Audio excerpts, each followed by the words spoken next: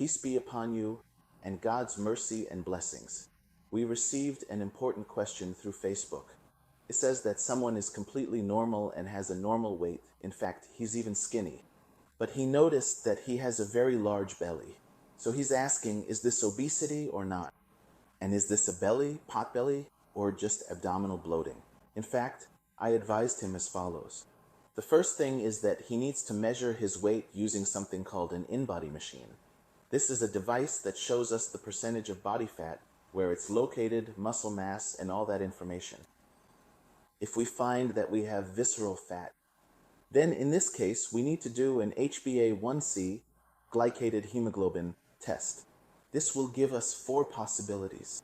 First, if we don't have visceral fat, then that's it. The big belly is due to another reason related specifically to the abdomen. So we go see an abdominal or gastrointestinal doctor to do an ultrasound and some tests and things like that to find out why our belly is so big. The second possibility is that the scan shows that we actually do have visceral fat. In this case, as we said, we'll do an HbA1c test. If the HbA1c is less than 5.7 but there is visceral fat, then that means there is insulin resistance. But thank God, the blood sugar hasn't started to rise yet. So what do we do in this situation? All that's required is to do what we usually do to reduce insulin resistance, which is to cut down on sugar, carbohydrates in general, especially sugars and bread, and to exercise regularly. The other crucial thing, and this is indeed very important, is to consistently perform specific exercises to effectively strengthen the core abdominal muscles. Therefore, you really need to consult a qualified specialist. Yes, absolutely, we definitely need to consult a professional fitness specialist who can expertly guide us through the most appropriate exercises that specifically target and strengthen the abdominal muscles, so that the belly gradually starts to visibly slim down. Okay, the third possibility is that we have visceral fat and our HbA1c is between 5.7 and 6.5.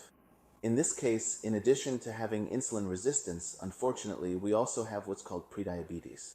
And this is the highest stage of insulin resistance before developing diabetes. So it's the same as what we said before. We'll reduce carbs, but we should try to cut out sugars completely. That's it. We'll exercise regularly, do abdominal workouts, and monitor our blood sugar every 3 months. And we must consult a doctor so we can follow up together. Now, the fourth possibility is that we have visceral fat and our HbA1c is higher than 6.5. In this case, unfortunately, we've already entered the diabetes stage. So what should we do? Everything we've mentioned before, plus we need to consult a doctor because we need a prescription to start controlling our blood sugar. That's why, everyone, we really need to pay attention to our weight. But more important than just our weight is whether we have fat and where it's located. That's why the importance of the InBody machine is that it helps us get all these things in check. I hope, God willing, that we've been able to answer your question and provide some benefit. Thank you all very much. Peace be upon you, and God's mercy and blessings.